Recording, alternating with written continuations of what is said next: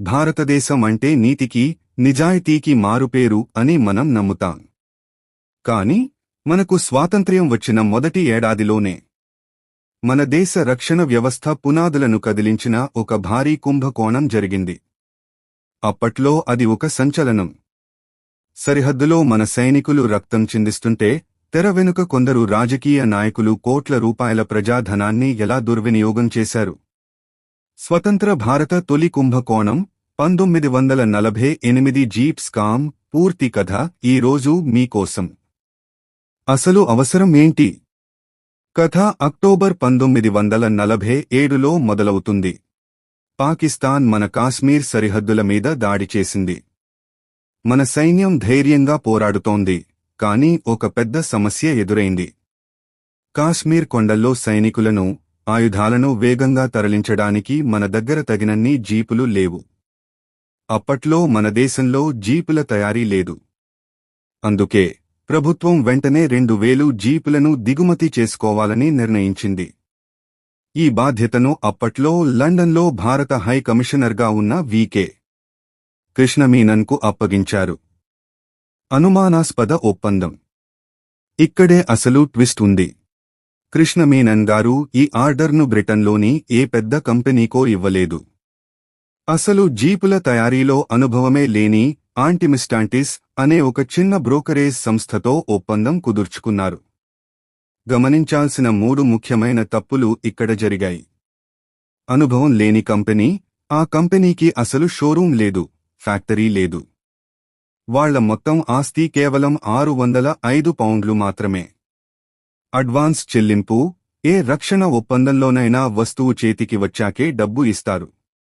కానీ ఇక్కడ జీపులు రాకముందే 65% డబ్బును, అంటే సుమారు 80 లక్షల రూపాయలను ముందే చెల్లించేశారు. క్వాలిటీ చెక్ లేదు.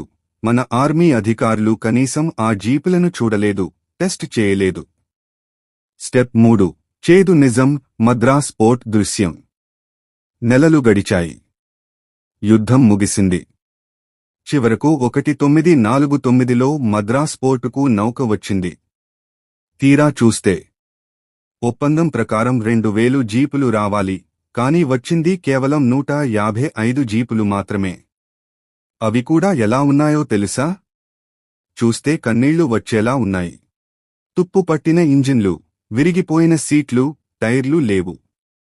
అవి కనీసం స్టార్ట్ కూడా అవ్వడం లేదు. మన ఆర్మీ మెకానిక్స్ వాటిని రిపేర్ చేయడానికి ప్రయత్నించి ఇవి దేనికీ పనికిరావు అని తేల్చేశారు. మిగిలిన 1845 జీపులు ఎప్పటికీ మన దేశానికి చేరలేదు. రాజకీయ రక్షణ. ఎవరికీ శిక్ష పడలేదు. ఈ విషయం దేశమంతటా పాకిపోయింది. పార్లమెంటులో రచ్చ జరిగింది. నెహ్రూ ప్రభుత్వం తీవ్ర విమర్శలు ఎదుర్కొంది. దీనిపై విచారణకు అనంతసేనం అయ్యంగార్ కమిటీని వేశారు. ఆ కమిటీ స్పష్టంగా చెప్పింది, ఇందులో భారీ అవినీతి జరిగింది. కృష్ణమీనన్ నిబంధనలు అతిక్రమించారు. వెంటనే న్యాయ విచారణ జరపాలి. కాని అప్పటి ప్రభుత్వం ఆ విచారణను తొక్కిపెట్టింది. 1955లో అప్పటి హోం మంత్రి గోవింద్ వల్లభ్ పంత్ ఈ కేసును క్లోజ్ చేస్తున్నట్లు ప్రకటించారు. కారణం ఏంటో తెలుసా?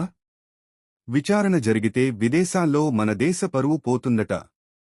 అలా కోట్ల రూపాయల ప్రజాధనం బుగ్గిపాలైంది. కాని ఒక్కరికీ శిక్ష పడలేదు. కృష్ణమీనన్ రాజకీయ ప్రస్థానం.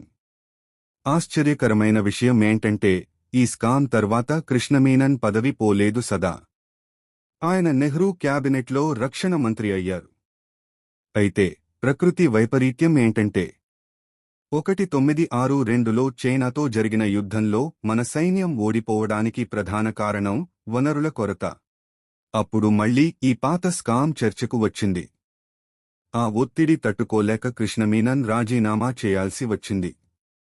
మిత్రులారా, 1948 జీప్ స్కామ్ అనేది కేవలం ఒక ఆర్థిక నేరం మాత్రమే కాదు. అది మన దేశ రాజకీయాల్లో జవాబుదారీతనం లేకపోవడానికి మొదటి మెట్టు. సైనికుల ప్రాణాల కంటే రాజకీయం ముఖ్యం అనుకోవడం ఎంత పెద్ద తప్పో ఈ కథ మనకు చెబుతుంది. ఈ వీడియోపై మీ అభిప్రాయం ఏంటి? నాటి ప్రభుత్వం తీసుకున్న నిర్ణయం సరైనదేనా?